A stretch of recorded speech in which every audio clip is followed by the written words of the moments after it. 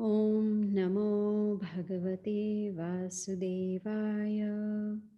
Om Namo Bhagavate Vasudevaya. Om Namo Bhagavate Vasudevaya. Thank you all so much for joining. Really appreciate it. And we are going to continue with chapter number 4 of Bhagavad Gita as it is, which is entitled Transcendental Knowledge. And we will continue with verse number 35. I'll read the Sanskrit and then the translation.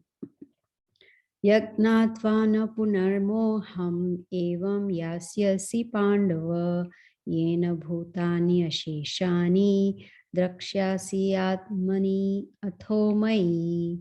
Translation by Srila Prabhupada. Having obtained real knowledge from a self-realized soul, you will never fall again into such illusion. For by this knowledge, you will see that all living beings are but part of the Supreme, or in other words, they are mind. Om Agyanatimirandasya Gyananjana Shalakaya Chakshur Unmanitam Yena Tasmai Shri Gurave Namaha. So once again, thank you all for joining, and we are continuing with chapter 4, which is Transcendental Knowledge. Knowledge which is beyond material knowledge, knowledge which is beyond our academic knowledge. And so far, we've been learning in this chapter 4 of the Bhagavad Gita how one should perform their activities in such a way that there are no reactions, neither good nor bad, because the cycle of action and reaction kind of becomes a bondage in this material world. So if one wants to get liberated, then one needs to understand how to perform their activities. Now, we all have our past karma, all the past activities that we performed, and all those past activities obviously are going to give us reactions. Either they have already given us reactions, or they are giving right now, or they are going to give us reactions in the future.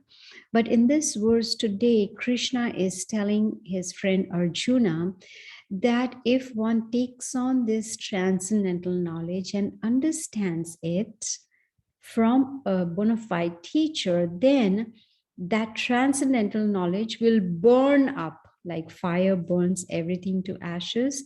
Similarly, this knowledge will burn up all the past reactions that we have accumulated so far. I think that's a very good deal because we already have a baggage of past actions and reactions. And so now we can clear our slate and make it zero. Our account of karma can become zero. How? Just by taking on this transcendental knowledge, understanding it, putting it into practice, then all the accumulated reactions, they get cleansed in one shot, straight away. That we will learn in 18th chapter also of the Bhagavad Gita, where Krishna will give us a formula by which we can remove all our past sinful reactions. Now, in this verse that we read today in 35, Krishna says that once our sinful reactions are removed, then he says one will never fall back again into illusion. Most people are in illusion. They have different kinds of illusions. One will be, I will never die. Another could be that I am this body. Another could be, I'm the controller, or I am the king of all I survey, or queen of all I survey.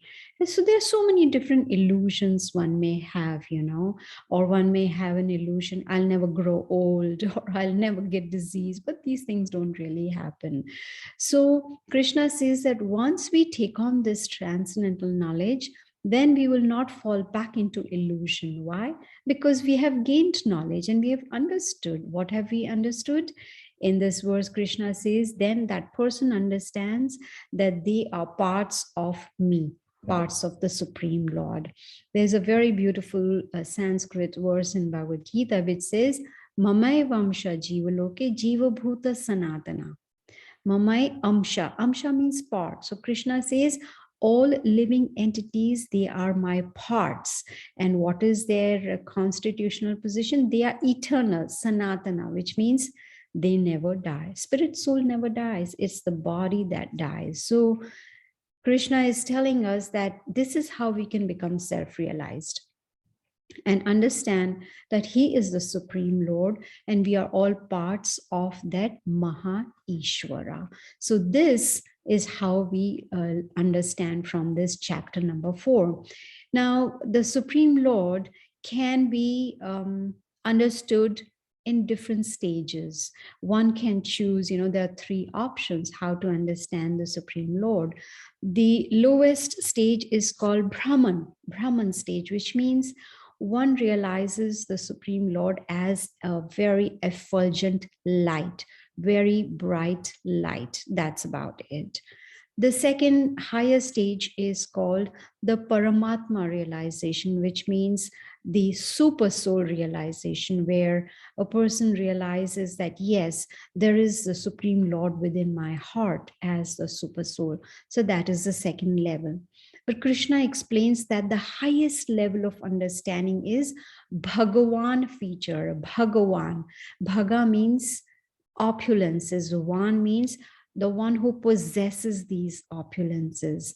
There is a very beautiful verse in the scriptures which says, Aishwarasya samagrasya virasya yashashriyaha.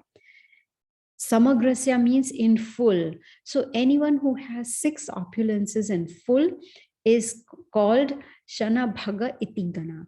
Bhaga. Such a person who has these opulences is called Bhagavan, possessor of these opulences. So here we see that, of course, I can explain these 3 stages with an analogy.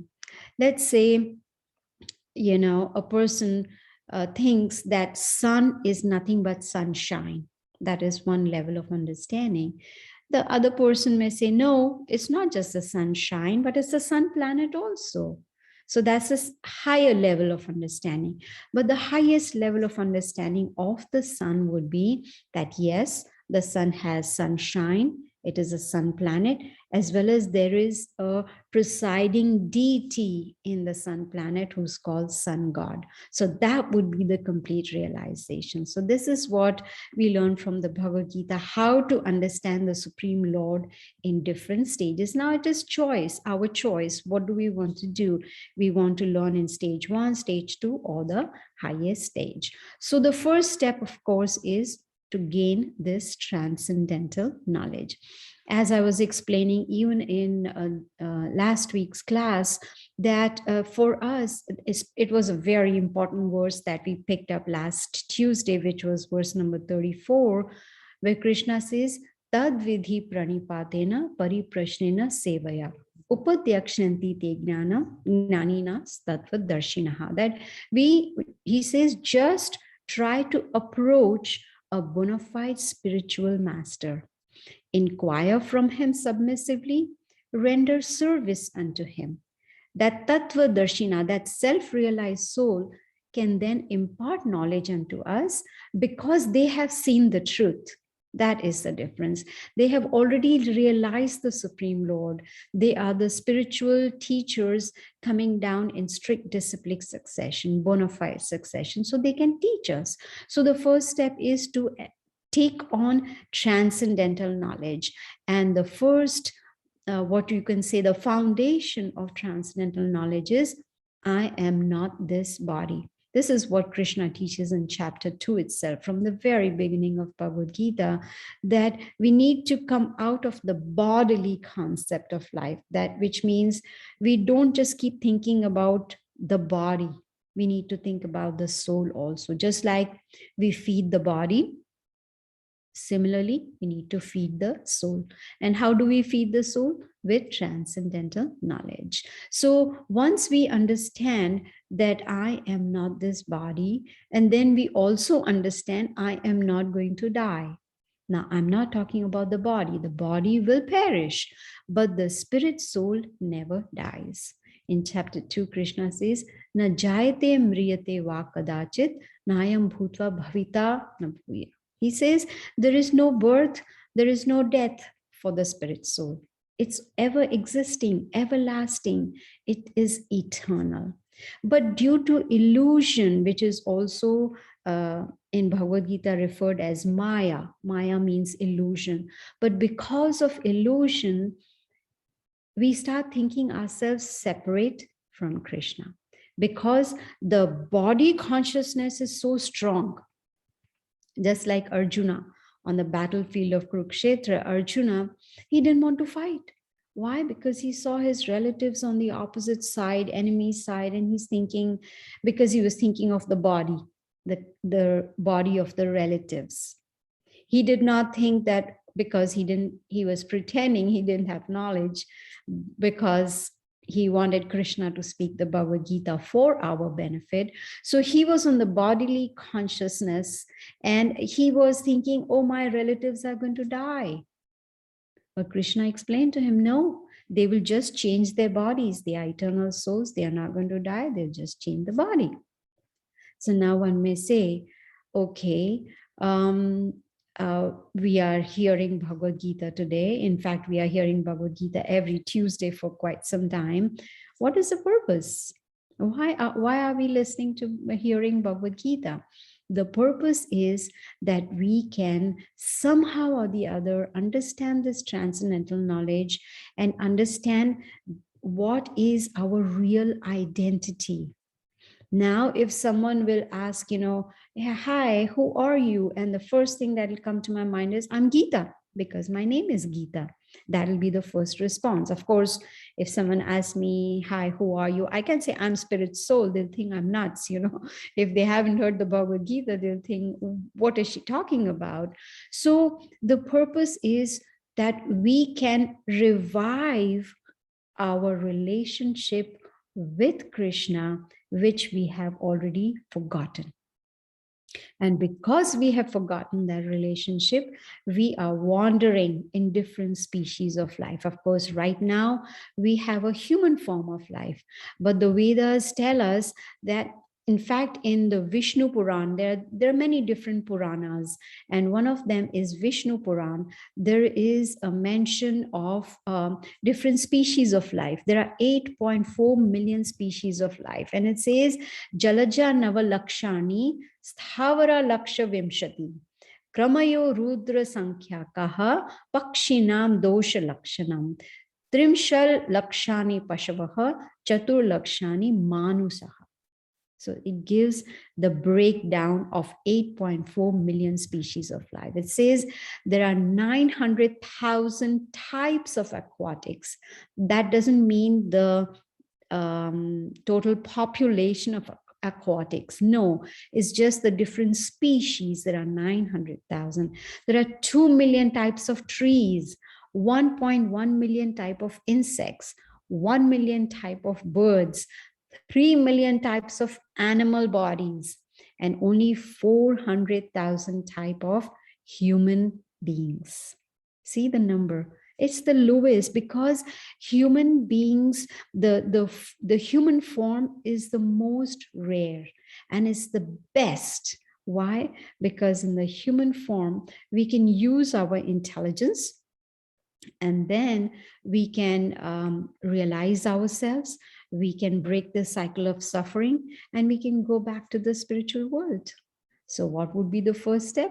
To understand, take on this transcendental knowledge, which we are taking from chapter 4. But it needs to come from the proper source.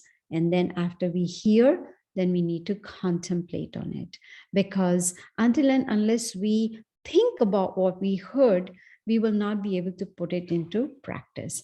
And that thinking process becomes easier when we join or we add hearing with chanting, which is called mantra meditation. When we do these two together, then the theory part becomes easier to put it into practicals. Otherwise, it'll just hearing will just remain as theory, nothing else. So understanding transcendental knowledge should take us to the next step, which is the practicals. Then there is going to be self-realization. And this Bhagavad Gita, actually, when we go to chapter 9 of Bhagavad Gita, we will see Krishna calls it Rajavidya. Rajavidya, which means it's the king of education. This Bhagavad Gita is the king of education. It has pure knowledge and is coming from the pure source, which is the Supreme Lord himself. So now, as we mentioned earlier when we started the class, that what is this perfect knowledge of Bhagavad Gita? That Krishna is the Supreme Personality of Godhead, and we are his parts and parcels. We are his eternal servants. Jivera Swarup hoy, Krishnera Nitya Das. Nitya Das means eternal servants. And what is our position? Is to serve him. And how can we serve the Supreme Lord? By following his instructions, by trying to understand. Now, as I mentioned, Arjuna, he was feeling very morose. He was lamenting. In the first chapter of Bhagavad Gita, we see he is not happy at all. He's sad because he doesn't want his relatives to die. And he was thinking that my relatives are these bodies, and once I fight with them, because Arjuna was an expert archer, he was very, very strong archer, and he knew he could easily kill his relatives once he came into the battlefield. He was on the battlefield once he started fighting. So he did not realize that these relatives of mine, they are eternal spirit souls. They are not going to die. But it took him a while. Krishna had to explain all the different aspects of knowledge. He explained the whole yoga ladder to him. He explained to him karma yoga, jnana yoga, dhyana yoga, ashtanga yoga, and then finally bhakti yoga, which is devotional service to Krishna.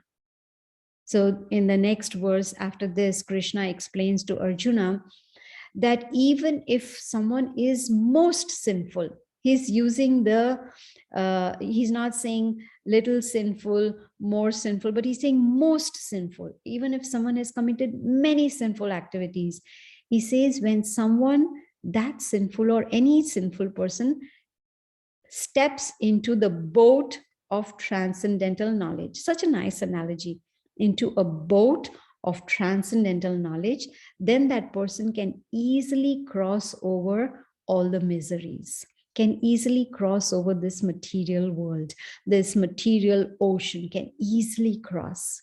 We can also take this in another way, in another analogy form, that let's consider that this body is a boat.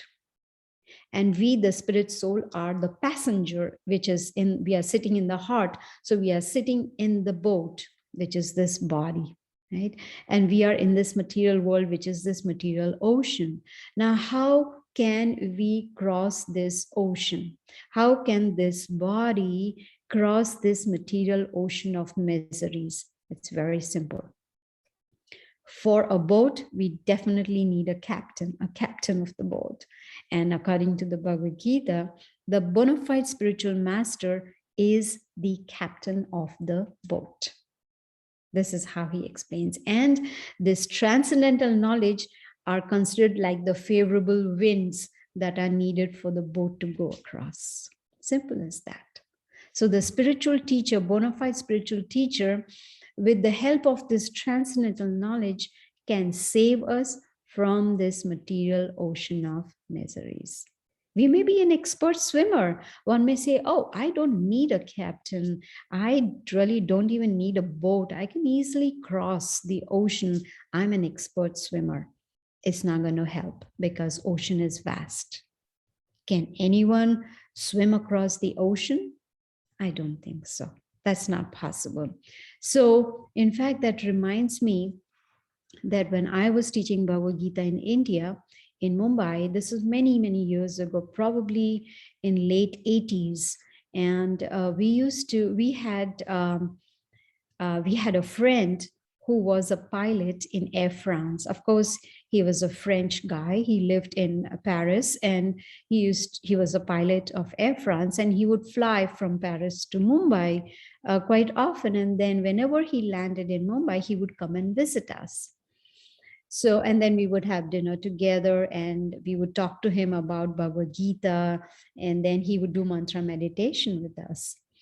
So it so happened that after a while, we didn't hear from him. Unfortunately, we didn't think about taking his phone number. And in those days, I don't think there was any email, no email IDs, or, no mobile phones, etc. So we didn't have his contact information. And he would, every time he would land up in Mumbai, he had our home phone number, and he would call up from the hotel and come and visit us.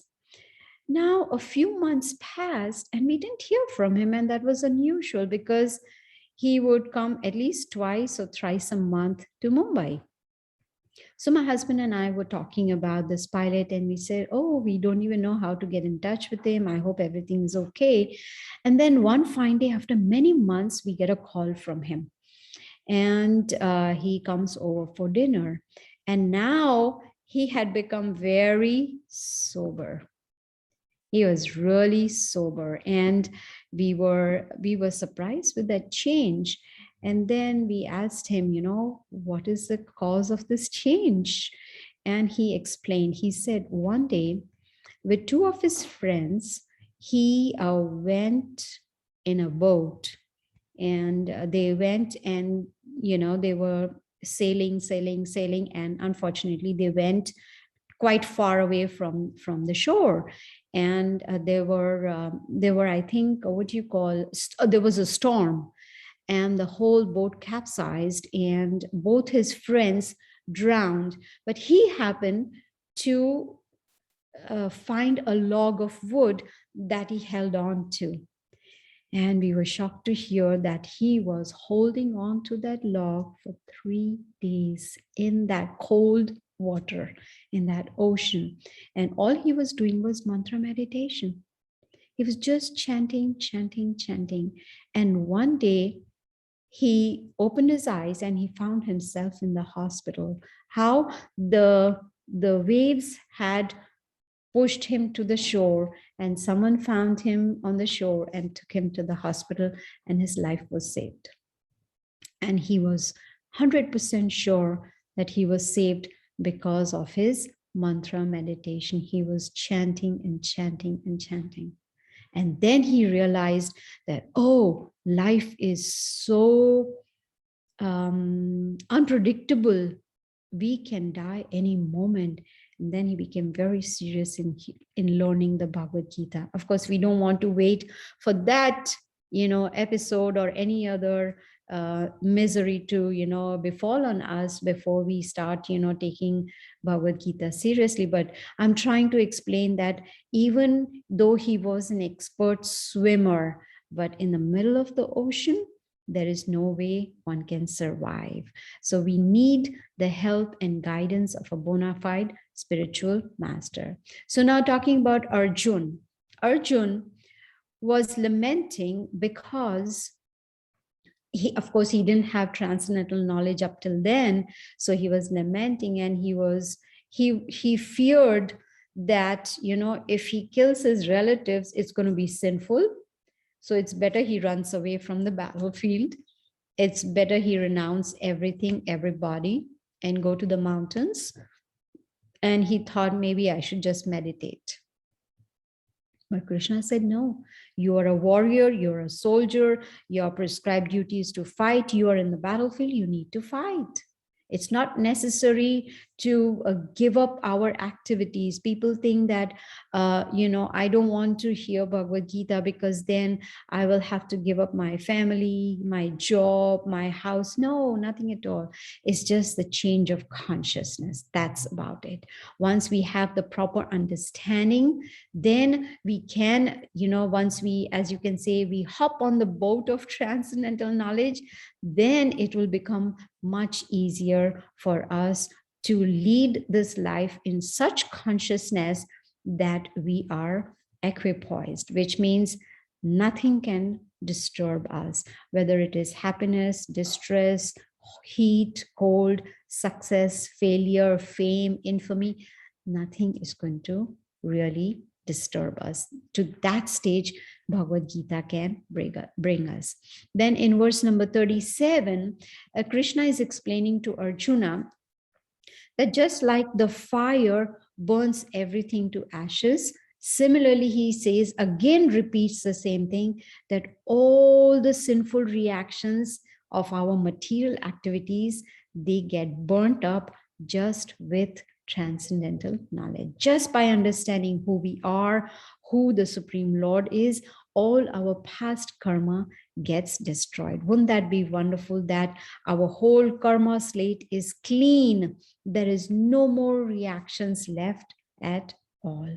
Of course, there are many stages of karma. Now, every action has a reaction. We already learned in chapter 3. We learn again in chapter 5, of course, because there are 2 chapters on karma yoga in Bhagavad Gita. So everyone has, done many actions in the past, some good, some bad, some sinful.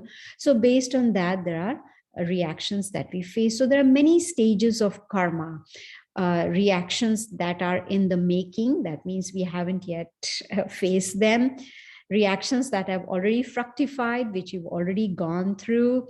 Reactions which probably will come after a very, very, very long time. So there are different stages of our facing reactions. But if we take on this transcendental knowledge, then we can overcome all reactions, whether good, bad, pious, impious, any kind of reaction.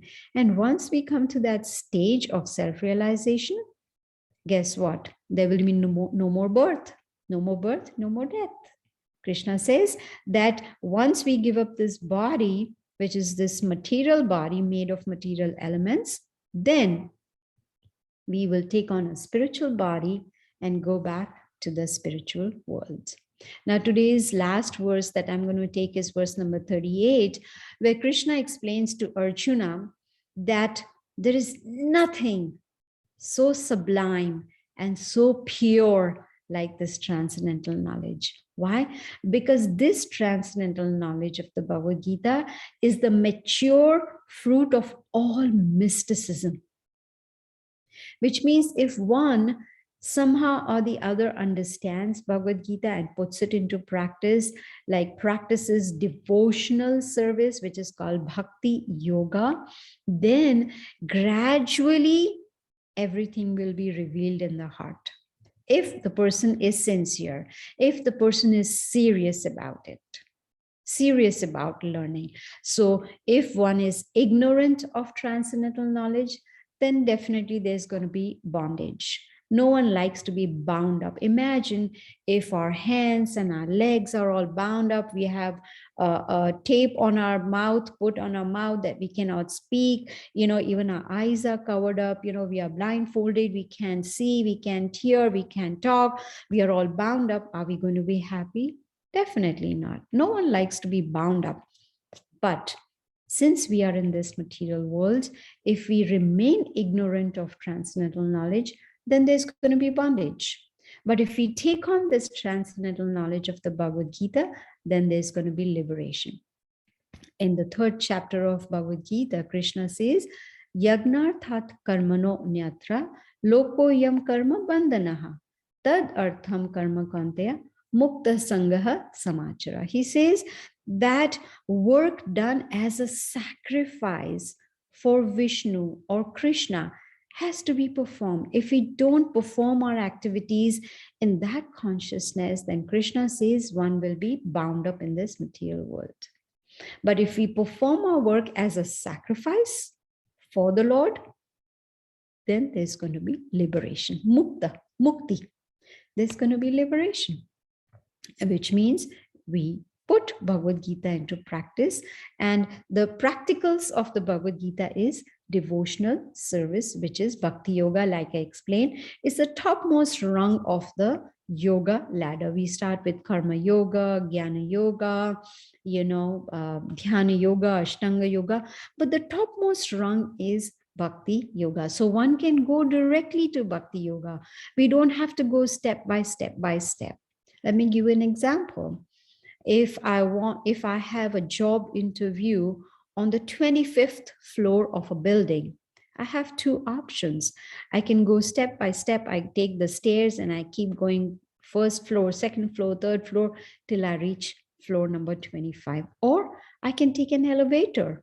Just press the button 25 and zoom, in 5 minutes, I reach the 25th floor for my job interview. So the choice is there. So we can go step by step in the yoga ladder, or we can go directly to the topmost rung, which is Bhakti Yoga. And this Bhakti Yoga starts with mantra meditation, which we will do after the class is over. We'll do a few minutes of mantra meditation. So now, if we have been hearing about so much about this transcendental knowledge, what exactly is it? It is a spiritual understanding. And this spiritual understanding can bring us peace of mind. In fact, when we go to chapter 5, the very last verse of chapter 5 gives us a peace formula. Bhoktaram yagna tapasam sarvalokam maheshwara suhridam sarvabhutanam gnatmamam shantim richati. We want shanti. If we want peace of mind, there is a process, a formula given to us in chapter 5. So in this transcendental knowledge of Bhagavad Gita is very, very important. Just by taking on this knowledge, we can burn all our sinful reactions just like that. In a moment, we can clean it completely. So hearing transcendental knowledge, yes, it is theoretical, is the theory part, but we need to put it into practice. And the first step of practice is doing mantra meditation. So I'm going to do only till verse number 38 today, because I would like to spend some time on the mantra meditation. As you can see, I have posted in chat all the different links, but at the bottom you can see the Maha mantra that we chant, which is recommended in the Vedas for this age, which is called Kali Yuga. So I will just chant for just a few minutes, just to give you a hang of it, and you can try it at home and see, and you will yourself see that it brings about peace and happiness. So let's chant. You can also, sitting in your homes or workplace, wherever you are, you can also chant with me. Please do that. Hare Krishna, Krishna Krishna, Hare Hare, Hare Ram, Ram Ram, Hare Hare. Hare Krishna, Krishna Krishna, Hare Hare, Hare Ram, Ram Ram, Hare Hare. Hare Krishna, Krishna Krishna, Hare Hare, Hare Ram, Ram Ram, Hare Hare. Hare Krishna, Krishna Krishna, Hare Hare, Hare Ram, Ram Ram, Hare Hare. Hare Krishna, Krishna Krishna, Hare Hare, Hare Ram, Ram Ram, Hare Hare. Hare Krishna, Krishna Krishna, Hare Hare, Hare Ram, Ram Ram, Hare Hare. Hare Krishna, Krishna Krishna, Hare Hare, Hare Ram, Ram Ram, Hare Hare. Hare Krishna, Krishna Krishna, Hare Hare, Hare Ram, Ram Ram, Hare Hare. Hare Krishna, Krishna Krishna, Hare Hare, Hare Ram, Ram Ram, Hare Hare. Hare Krishna, Krishna Krishna, Hare Hare, Hare Ram, Ram Ram, Hare Hare. So you see, it's very, very simple. Like I have these beads on which I chant. These are the beads. These are holy beads. They are 108 in number. And for each bead, I chant the whole mantra, the whole Hare Krishna mantra, and then I go on to the next bead. Like I would say, Hare Krishna, Krishna Krishna, Hare Hare, Hare Ram, Ram Ram, Hare Hare. And then I'll go on to the next bead and then repeat the same mantra. This is how, if you chant 108 times, it takes about 10 minutes. That's about it. So it would be my humble suggestion to you that please try and chant this holy name, which is, what is the benefit of chanting? One may ask, why should I chant this mantra? And what is the benefit? So mantra means, man means mind, and tra means to free the mind of anxiety. So this maha means the greatest mantra is given to us by the Supreme Lord Krishna.